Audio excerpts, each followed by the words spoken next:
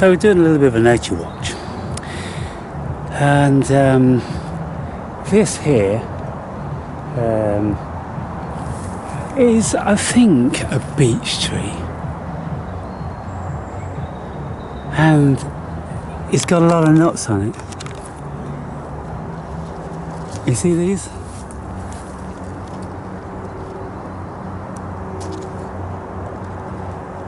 Now that's a beech looking leaf, and I would think that that is a beech tree.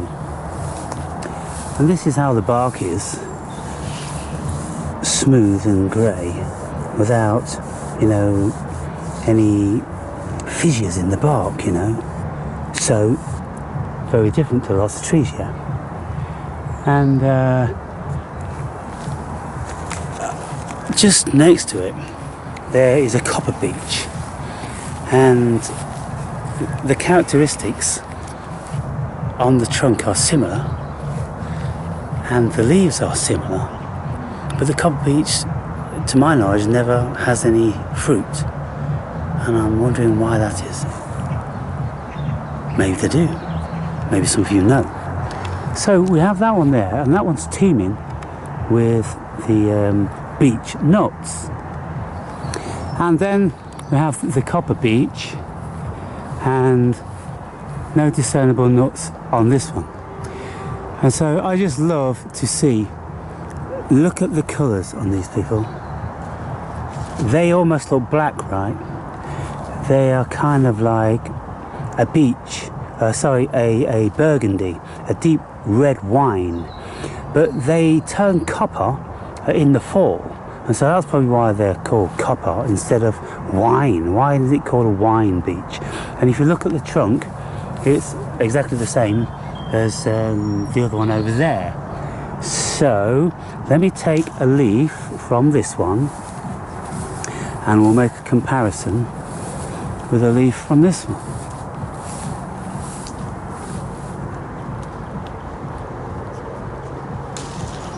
And then we can see that they are very beachy, aren't they?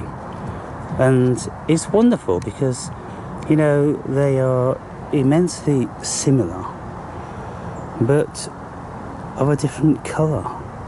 And one produces nuts, and the other one doesn't appear to. But I wonder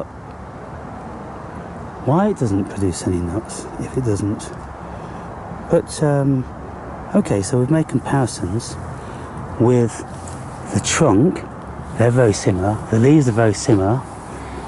And the way that hangs is very different to the way in which this one hangs. Let's just look at this one from alongside the sun.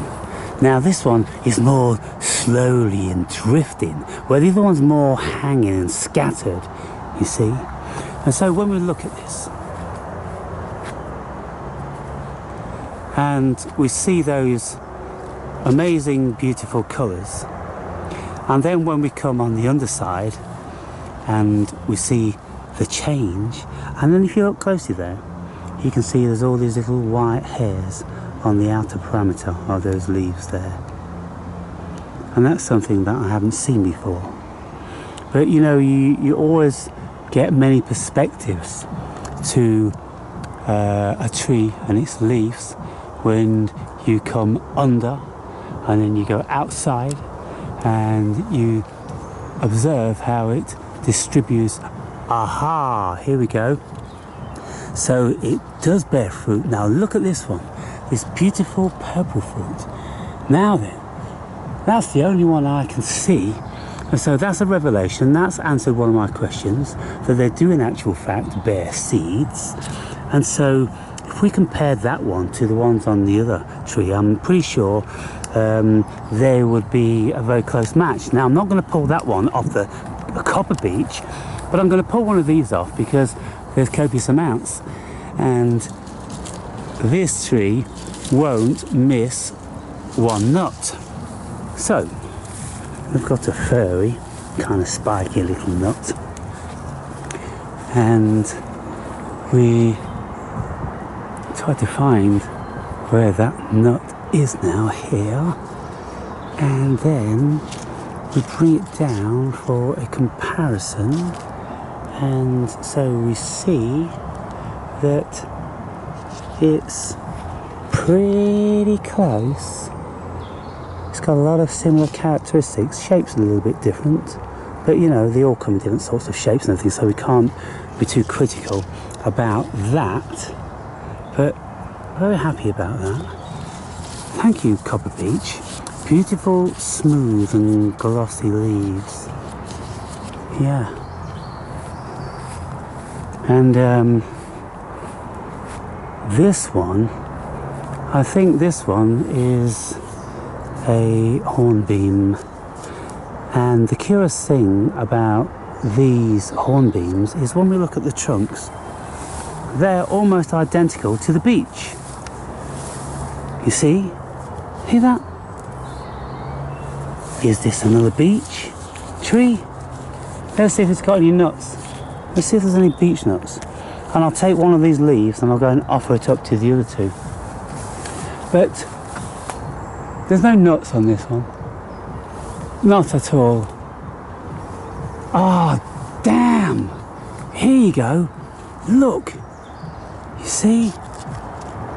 So it's another beech. And so the bark is very beachy.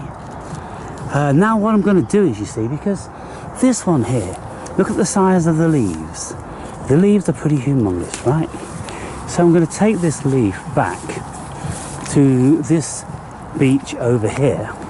And the nuts are very identical, the bark is identical, but look at all the leaves. All the leaves are vastly smaller. What on earth is going on?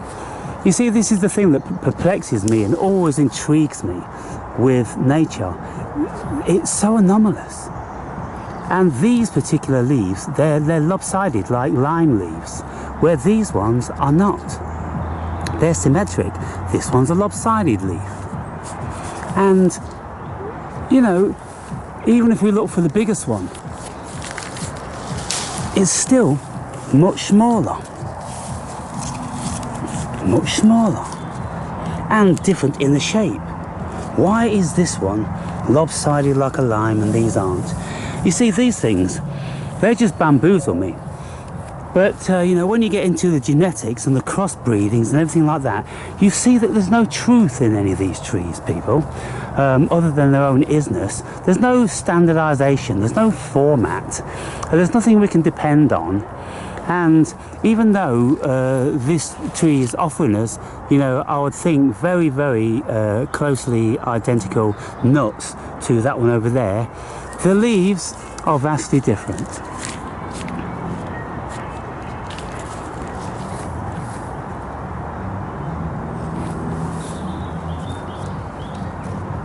I'm trying to see if all the leaves are lopsided. A little bit, you see, look, we've got this little bit at the top there, you see. On the right hand side, it's a little bit higher. That one, this one here, the right hand side, a little bit higher. This one here, the left hand side, a little bit higher.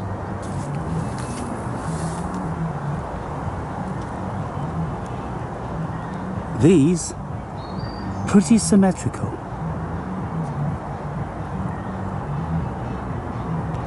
See them? You know, I could spend hours and hours and hours doing this because it's absolutely fascinating. Just to try to see what's going on. Just to engage with the peculiarities of everything. And to be surprised by all the subtleties and then, you know, very profound differences. I'll keep out the sun. This one's got more nuts on it. This one's doing well.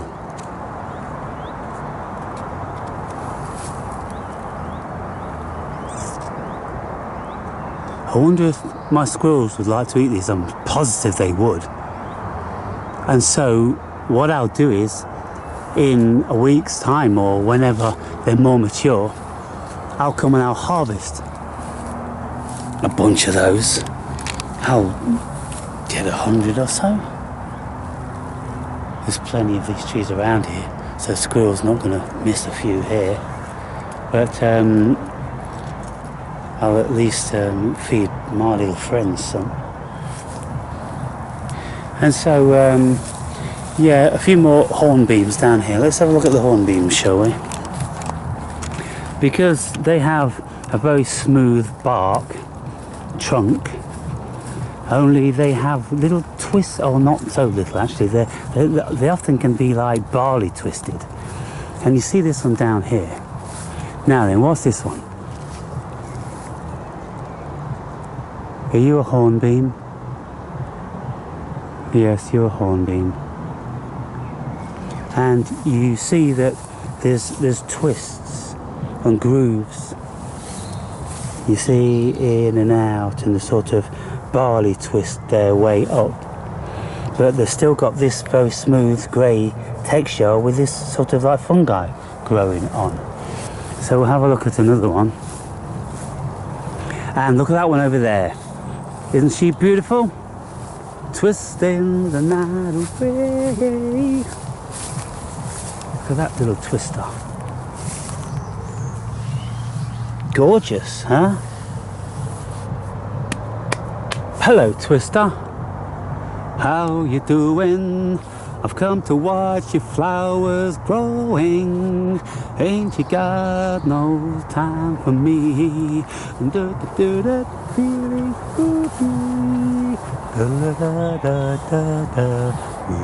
groovy. Feeling groovy. Yeah, hornbeam. Okay, thank you, hornbeam. Your leaves aren't anything like as glamorous as the beech. The glamorous trophy goes to the copper beech. Beautiful, silky, soft, burgundy, gorgeous leaves. So I watch these trees because it's on my route back, and I see them throughout the whole year, and I just love to see how they grow and how they do it. And soon they're going to start distributing their seeds, these hornbeams, and they have lots of dangling down seeds. So I'm pretty sure within a couple of weeks we'll be seeing that. And I don't know why they haven't started yet when all of the trees seem to have started already. Late bloomers are you this year? Anyway, look at this beautiful English countryside. You can't beat this British countryside. If we've got, you know, the sun in the sky and we've got clouds like we have today, then England is a wonderful country. Because I love the clouds in the sky. You know, when you go to some countries on the planet when there's no clouds, I can't stand clear blue boring skies. It's all right now and again, but if ever I'm going to see God in the sky, it's when it's got big fluffy clouds. And on DMT you need clouds if you're going to see God, because DMT needs something to work with. Isn't that curious? You won't just see God in a clear blue sky. You've got to have something for it to work with, something, you know, to mold into whatever it does. It's fascinating how it works. Anyway, I suppose I've made enough videos to bore you today. So I'll wrap this one up. Oh no, well, before no.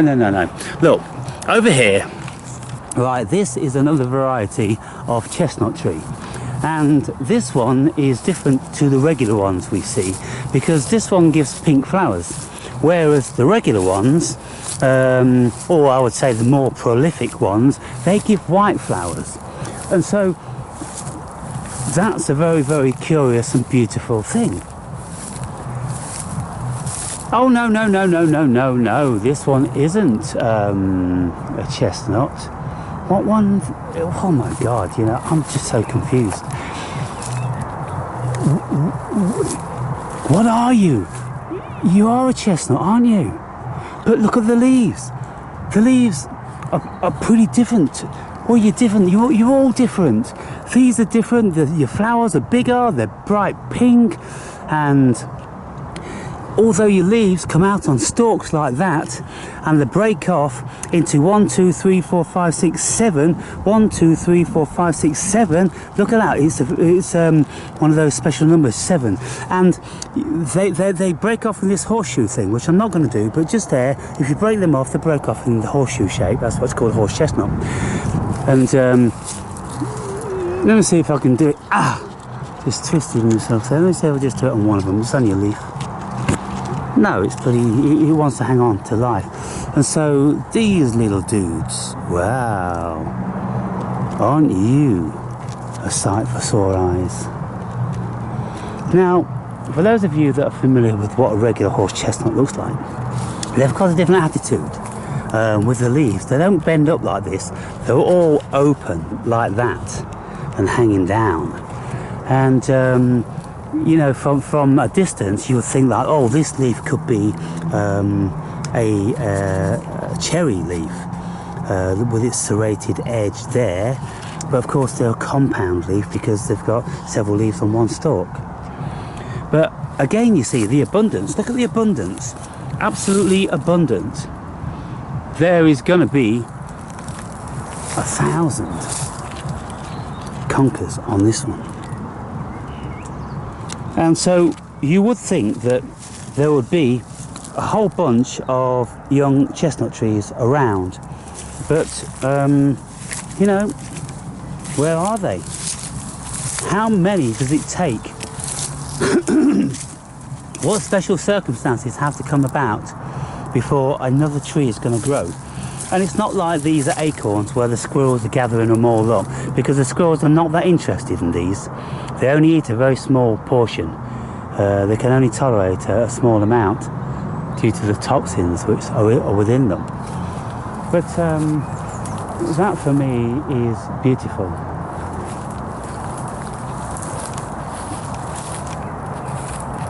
Okay, beautiful. So over here we've got a regular chestnut. And so I seem to remember that several years ago that I was doing a similar thing in videos. Now look, that one completely in bloom. This one is not in bloom, and so can't be positive whether it was the white flower or the pink flower. Let's see if we can have a look. And if we look at the leaves, you see, like I was saying, that the leaves are more spread and they're not turned up yet. They're all open. You see that? They're much more. The others were like that, weren't they? They're all twisted up. These ones are not. They're open like that. And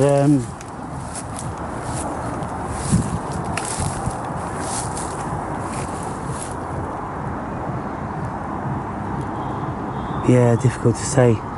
But I think I remember it was white flowers. So yeah, unfortunate that I didn't catch them both in bloom to make that comparison for you. But what's going on around there? Got cherry trees. We've got all different sorts of rosehip, dogwood, well, you know, dog rose, all that sort of stuff. So I come foraging from a rosehip up here. And over the road there, you've got all different sorts of lime trees where I collect the lime blossom and make lime tea out of that. That's very nice. And so, yeah, there's lots of foraging to be done around here. And so, okay then. Do you have places like this where you live? You know, if you live in other countries, this sort of terrain isn't, you know, everywhere, is it? This is your classic sort of, you know, European landscape where we have a lot of rain, and we have, you know, all this green. So this one here is a mountain ash or a rowan, and these berries are going to be red. And again, we've got another compound leaf there. And this one is going to be a bountiful year. It seems that this year is bountiful for everything. And what do we got here? A rough leaf. A rough leaf. Now, I think that's probably a lime. Due to the shape, they're not that rough to be elm, but I couldn't be certain. Yeah, they feel pretty rough though. But I know this shape like that is lime,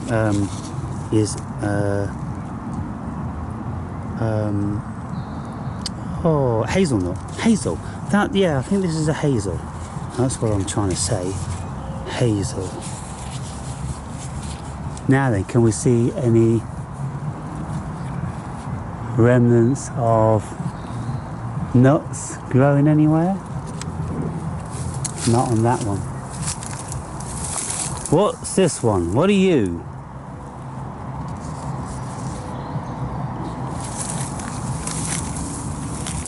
What are you? Are you a dogwood? Looking more like a dogwood here. These are classic dogwood type leaves. You're all blooming the same. I'm assuming that you are dogwood. Don't know for sure though.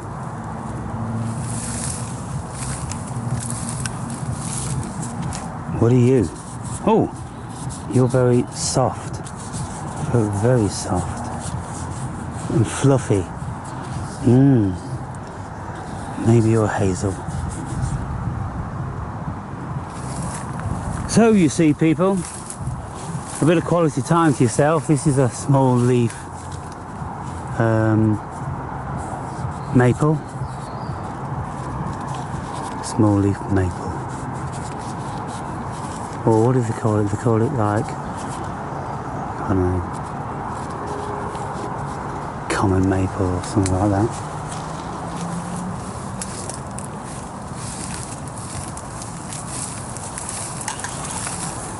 And so teams and teams of blackberries around here and all different sorts of stuff. Anyway, I suppose I've got no viewers watching the rest of this video, so I'll be self-indulgent without filming.